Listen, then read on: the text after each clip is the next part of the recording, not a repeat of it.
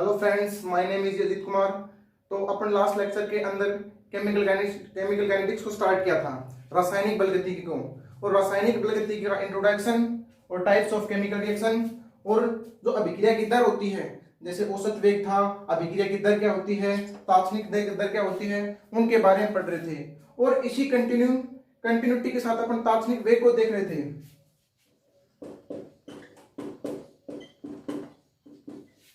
तात्क्षणिक वेग को देख रहे थे कि तात्क्षणिक वेग क्या था, इसकी डेफिनेशन भी देखी थी अपन ने, परिभाषा क्या होती है, और इसका एग्जांपल ये देखा था अपन ने कि कोई रिएक्शन ए से बी में बदल रही है। ये अपना क्रियाकारक था और ये उत्पाद था। तो ये आर तात्क्षणिक को RINT से लिखते हैं। ए से बी क्रियाकारक उत्पाद में बदल रहा था, तो इसमें आर इनिशियल इस प्रकार से देखा था कि -dA/dt is equal to dB/dt। अब क्षणिक परिवर्तन होता है, उसके लिए अपन अवकलन करते हैं, जिसको dA/dt दिखा रहे हैं। इस क्षणिक परिवर्तन के लिए अवकलन करते हैं। तो इसका ग्राफिकल रिप्रेजेंटेशन देखा था क्रियाकारकों के रिस्पेक्ट में, और ये अपना ग्राफिकल रिप्रेजेंटेशन इस प्रकार से आया था। ये यहां पर मैं सांद्रता लिखता हूं और ये समय।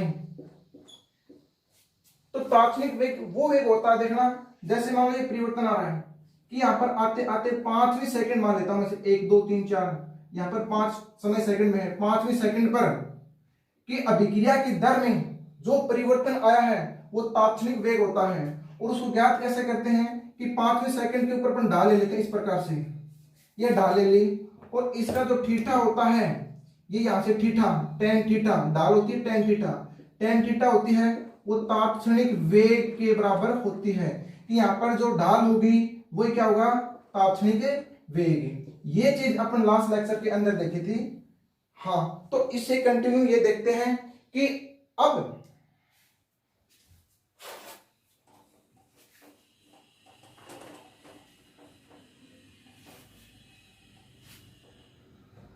उत्पाद के लिए, हाँ अब हेडिंग डालो आप, उत्पाद के लिए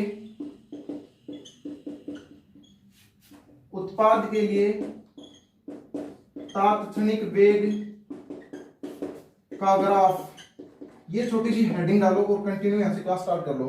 उत्पाद के लिए तात्क्षणिक वेग का ग्राफ है, तो उत्पाद के लिए किस प्रकार हो जाएगा, ये देखो, इधर तो आ गया समय और इधर क्या है, सांद्रता। ये उत्पाद की सांद्रता है, तो T = 0 पर उत्पाद की सांद्रता 0, और जैसे जैसे विक्रिया आगे की तरफ बढ़ेगी तो उत्पाद की सांद्रता में वृद्धि होगी, और वृद्धि होते होते इस प्रकार से अपना ग्राफ प्राप्त हो जाएगा।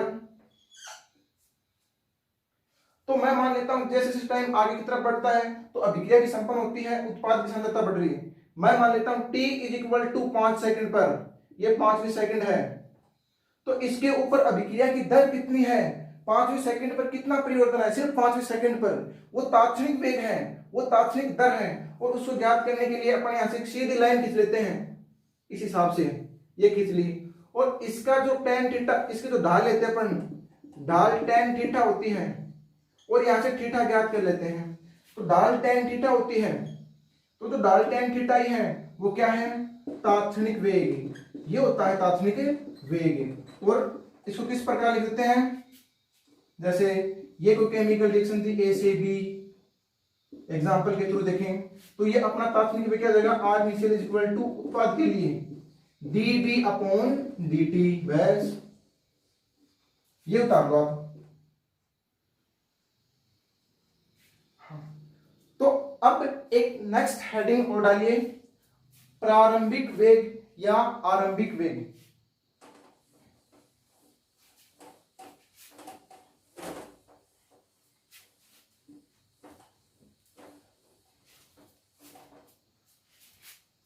आरंभिक वेग या प्रारंभिक वेग, ये आरंभिक वेग या प्रारंभिक वेग क्या होता है, इसकी परिभाषा लिखिए। प्रारंभिक वेग या आरंभिक वेग,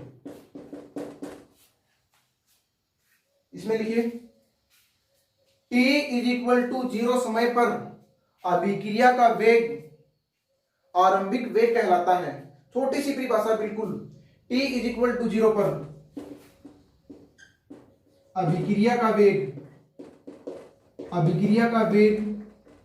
आरंभिक वेग कहलाता है। बस अगर मैं ग्राफिकल रिप्रेजेंटेशन देखूं इसका, तो इस प्रकार से हो जाएगा। ग्राफ मेरे साथ बनाइए।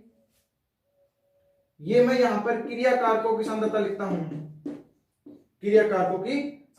हूं, और यहां पर समय सेकंड में चल रहा मान लेता हूं। तो ये यहां पर t इज इक्वल टू 0 समय पर क्रिया कारकों की सांद्रता उत्पन्न होती है, और ये धीरे धीरे ग्राफ इस प्रकार से प्राप्त होता है। तो t इज इक्वल टू 0 समय पर आपको सभी को पता है क्रिया कारकों की सांद्रता कितनी होती है, 0। और वहां पर मैं इसका ढाल ले लेता हूं इस प्रकार से सीधी लाइन खींच के, जिसका ढाल होता है tan थीटा। तो tan थीटा जो यहां पर प्राप्त हुआ है, सभी को दिखाई दे रहा है t इज इक्वल टू 0 पर जो ढाल प्राप्त हुआ है वो आरंभिक वेग है या प्रारंभिक वेग है। ये होता है प्रारंभिक वेग।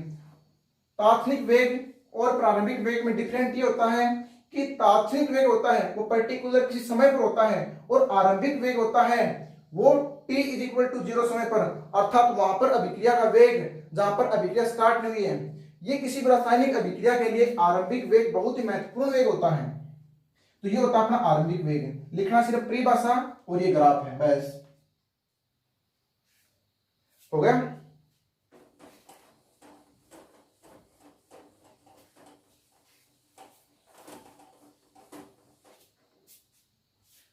हाँ, अब एक नया हेडिंग डालें, अभिक्रिया की दर।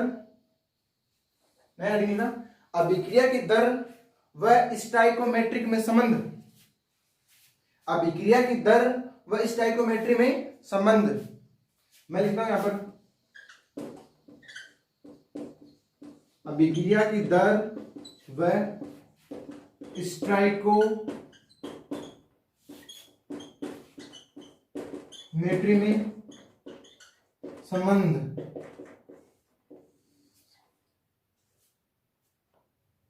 अभिक्रिया की दर और स्टाइकोमेट्री में संबंध। इसमें एक लाइन लिखना, किसी भी रासायनिक अभिक्रिया की दर निकालने के लिए, किसी भी रासायनिक अभिक्रिया की दर निकालने के लिए उस अभिक्रिया में क्रिया कारकों एवं उत्पाद की सांद्रता में होने वाले परिवर्तन को प्रयुक्त करते हैं। उस अभिक्रिया में क्रिया कारक एवं उत्पाद की सांद्रता में होने वाले परिवर्तन को प्रयुक्त करते हैं। किस प्रकार प्रयुक्त करते हैं वो देखेंगे। एक लाइन और लिखना, रासायनिक अभिक्रिया के दौरान स्टाइकोमेट्री गुणांक को प्रयुक्त करते हैं।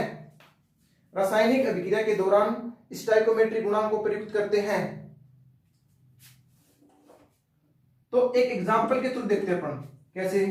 ये जैसे 2a plus 3b convert into 4c plus 5d। तो यहां पर अभिक्रिया की दर निकालेंगे। जब भी अपने क्वेश्चन में औसत वेग, औसत दर या तात्क्षणिक वेग या तात्क्षणिक दर या फिर आरंभिक दर की जानकारी नहीं दे, तो दर को अपन तात्क्षणिक दर के हिसाब से ज्ञात करेंगे। तो 2a plus 3b convert into 4c plus 5d, ये रासायनिक अभिक्रिया है। तो इसके लिए अभिक्रिया की दर किस प्रकार ज्ञात करेंगे, R is equal to dA upon dt। इस क्वेश्चन में अपने को नहीं पता है कि औसत वेग है या फिर तात्क्षणिक वेग है, तो अपन तात्क्षणिक वेग से ज्ञात करेंगे। dA अपॉन dt माइनस तो आएगा। अब ये स्टाइकोमेट्रिक गुणांक दे रखे हैं 2, 3, 4, इसको कैसे प्रयुक्त करें, तो इसको अपन भाग में ले जाएं।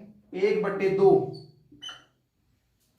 Is equal to -1/3 dB upon dt is equal to 1/4 dC upon dt is equal to 1/5 dd upon dt। ये इस प्रकार से अपन किसी भी अभिक्रिया की दर को प्राप्त कर लेंगे। स्टाइकोमेट्रिक गुणांक को अपन अभिक्रिया की दर निकालते समय उसको भाग में ले जाओ और अभिक्रिया की दर ज्ञात हो जाएगी। ये इस एग्जांपल को लिख लो आप। अच्छा एग्जांपल है, लिख लिया, वेरी गुड। अब एक नोट लगाओ और उसमें लिखो, यदि किसी रासायनिक अभिक्रिया के दौरान क्रियाकारकों की सांद्रता में वियोजन एवं उत्पाद की सांद्रता में निर्माण के दौरान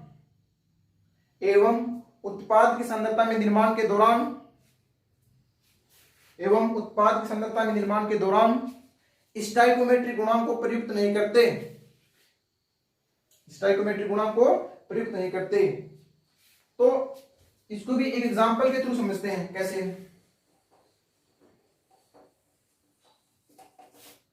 चलो ये एग्जांपल फिर से लिखते हैं। 2a 3b 4c 5d। इसमें क्वेश्चन इस प्रकार पूछ रहे हैं, क्वेश्चन ये अपना कि a के गायब होने की दर कितनी होगी,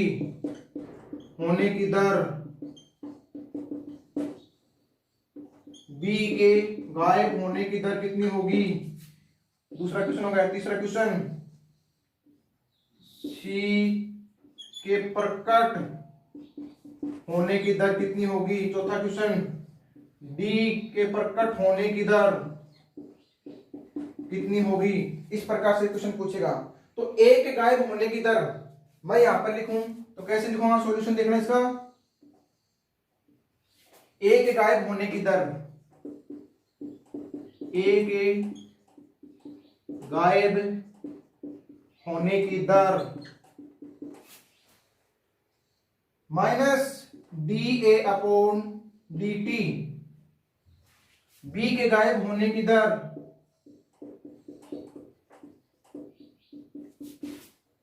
अब तो आप समझ जाओगे, minus dB upon dt,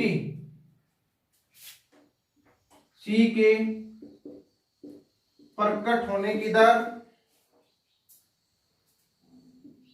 dC upon dt और d के प्रकट होने की दर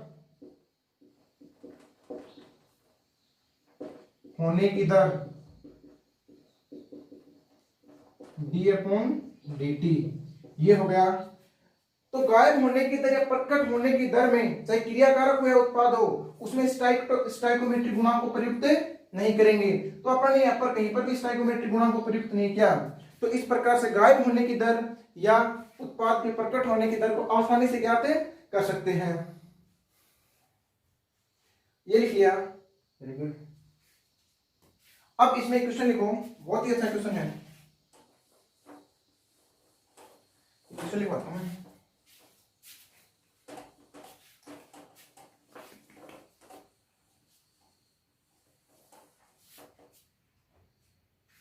जैसे एक क्वेश्चन अपना ये मैं मान लेता हूं कोई केमिकल रिएक्शन है, ए बी में बदल रहा है। ये जैसे मान लेता हूं 2a, इसको थोड़ा सा चेंज करते हैं। क्वेश्चन ये है कि 2a plus 3b convert into 4c plus 5d। 2a plus 3b convert into 4c plus 5d। तो इसमें क्वेश्चन ये है कि a के गायब होने की दर कितनी होगी, b के गायब होने की दर कितनी होगी, c के प्रकट होने की दर कितनी होगी एवं अभिक्रिया की दर कितनी होगी। ये क्वेश्चन बिल्कुल सिंपल सा क्वेश्चन है जो आप समझ गए होंगे। a के गायब होने की दर, a के गायब होने की दर dA अपॉन dt माइनस गायब होने के लिए, और b के लिए कितनी हो गई dB अपॉन dt। c के लिए, c के प्रकट होने की दर, c के प्रकट होने की दर है वो dC अपॉन dt, और d के लिए कितना हो जाएगा, d के प्रकट होने की दर कितना हो जाएगा dd अपॉन dt। लेकिन अभिक्रिया की दर पूछ ले, R पूछ ले तो क्या लिखोगे, minus 1/2 dA/dt is equal to -1/3 dB/dt is equal to -1/4, sorry minus नहीं आएगा, 1/4 dC/dt is equal to 1/5, minus नहीं आएगा, dd/dt। माइनस क्रिया कारक सांद्रता में आएगा क्योंकि क्रिया कारक सांद्रता में लगातार कमी हो रही है। तो इस प्रकार से यदि किसी रासायनिक अभिक्रिया में अभिक्रिया की दर ज्ञात करते समय देखना, यदि मैं यहाँ पर स्टोइकोमेट्रिक गुणांक को यहाँ से खत्म कर दूंगा या हटा दूंगा तो वो गायब होने या प्रकट होने की दर प्राप्त हो जाएगी। ये एक छोटा सा क्वेश्चन और था जो आपने देखा, लिख लो इसको।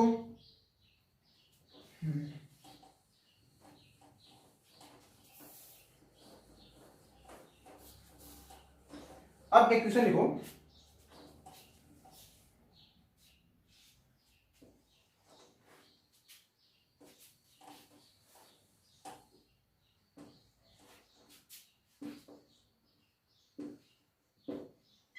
इसमें लिखो, पहले तो लिख दो A कन्वर्ट इनटू B। लिखो, इस अभिक्रिया के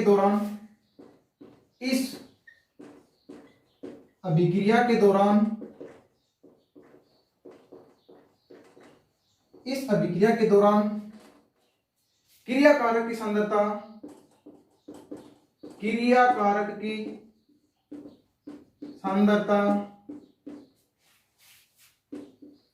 10 मिनट में 1 मोल से 0.6 मोल हो जाती है, तो अभिक्रिया की दर ज्ञात करो। ये अपना क्वेश्चन है। तो अपने को एक चीज देखने को मिली इसमें, 1 मोल से 6 मोल, यानी प्रारंभिक भी दे रखा है, अंतिम भी दे रखा है। अगर इस प्रकार का क्वेश्चन हो तो अपने को क्या पता चलेगा कि ये औसत वेग का क्वेश्चन है। इसका 1 m से 0.6, प्रारंभिक तो यह है, अंतिम यह है। क्रिया कारक की सांद्रता में परिवर्तन आ रहा है। तो इसका सॉल्यूशन कैसे करेंगे ये बताओ। सीधा मैं सॉल्यूशन लिख देता हूं इसका कि C2 - C1 upon T2 - T1 या फिर del C upon del T। अब माइनस लगा दिया यहां पर तो आप समझ गए होंगे कि क्रिया कारक की सांद्रता में परिवर्तन हो रहा है। तो क्या हो जाएगा, C2 कितना है 0.6 माइनस C1 कितना है 1, डेल T कितना है 10 मिनट, क्योंकि अंतिम माइनस प्रारंभिक, अंतिम कितना है T2 10 मिनट, प्रारंभिक 0, तो 10 आ गया। तो R कितनी आ गई बताओ, R की वैल्यू कितनी आ गई, तो ये अपना 0.4/10 मोल पर मिनट आ गया, मोल पर मिनट आ गया। और ज्ञात कर लेंगे, अगर इसकी फुल वैल्यू ज्ञात करें तो क्या मैं इसको 40/10 इंटू 10 की पावर -2 लिख सकता हूं। इधर मैंने इसको हटाया तो 10 मीन्स यहां से 1 2 तो इंटू 10 की पावर -2 लगा दूंगा, तो इस प्रकार से आ जाएगा। ये कितना गया 10 चौके 40, तो 4 इंटू 10 की पावर -2, ये इसका आंसर आ गया। मोल पर मिनट, मोल पर मिनट।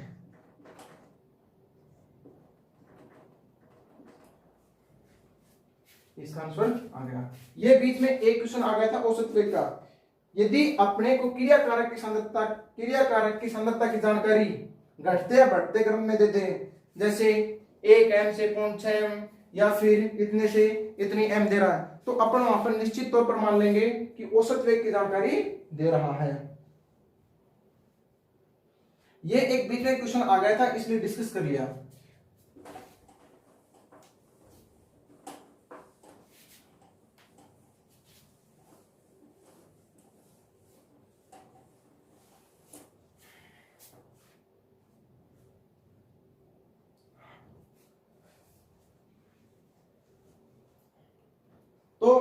अब एक क्वेश्चन और लिखो जो यहाँ पर स्टाइकोमेट्री की गुणांक की बिल्कुल क्लियरिटी होती है। तो इसमें एक क्वेश्चन लिखो, जैसे ये कोई रासायनिक अभिक्रिया है 2A plus 3B convert into 4C। यदि A के गायब होने की दर A के गायब होने की दर A के गायब होने की दर 4 इंटू 10 की पावर माइनस 2 मोल पर मिनट है, तो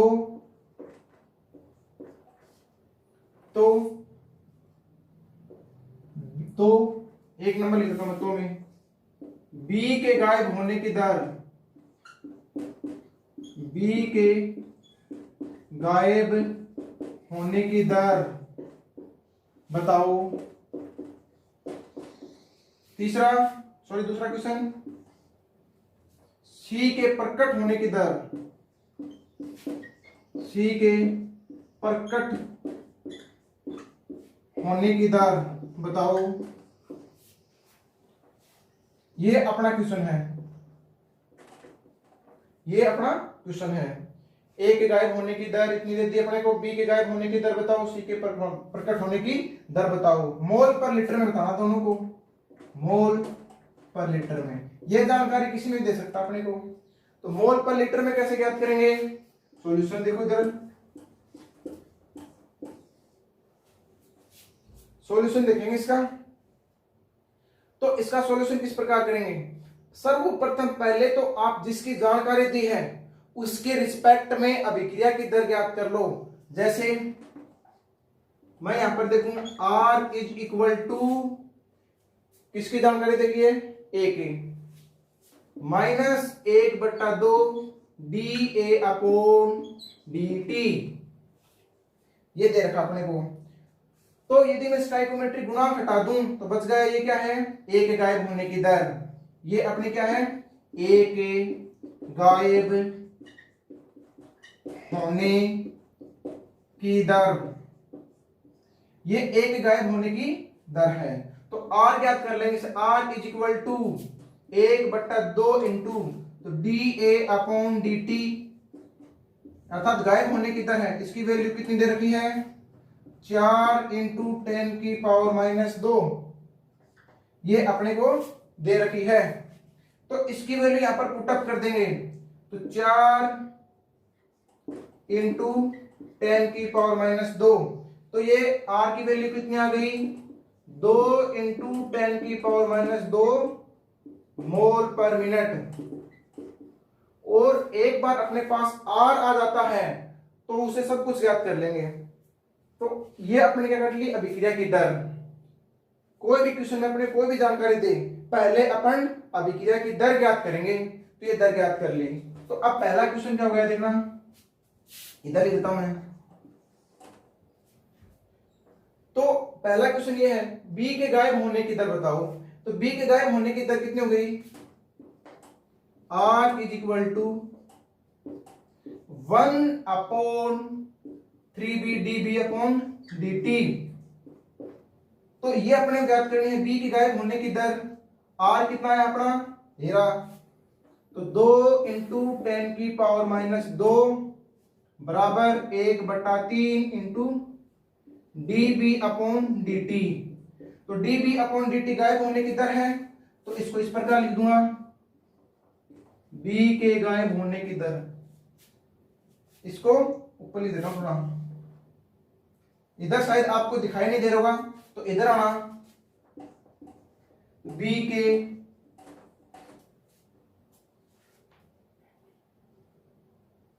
B के गायब होने की दर, B के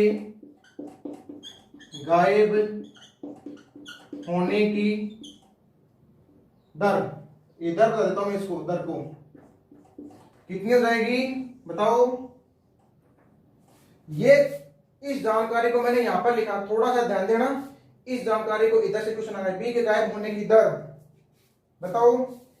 ये गायब होने की दर है, तो क्या मैं इसको इधर ले जाऊंगा तो 3 इंटू 2 गुणा में 10⁻⁻2 मोल पर मिनट हो जाएगी।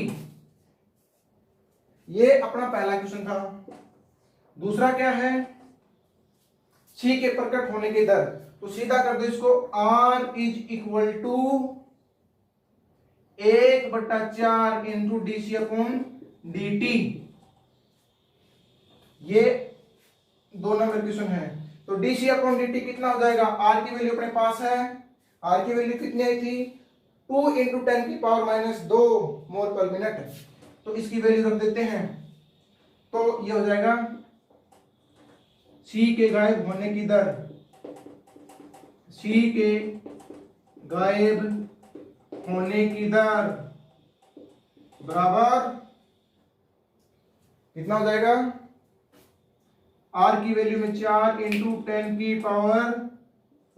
इंटू 10⁻², मोल पर लीटर। इसको कैलकुलेट करके मेरे को कमेंट में जरूर बताना।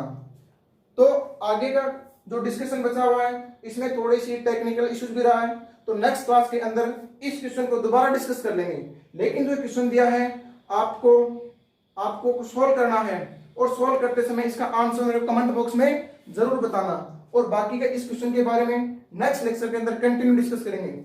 अगर थोड़ा सा क्लियर भी दिखाई नहीं दे रहा तो एक बार अपने स्तर पर इस क्वेश्चन को डिस्कस करना। Thank you.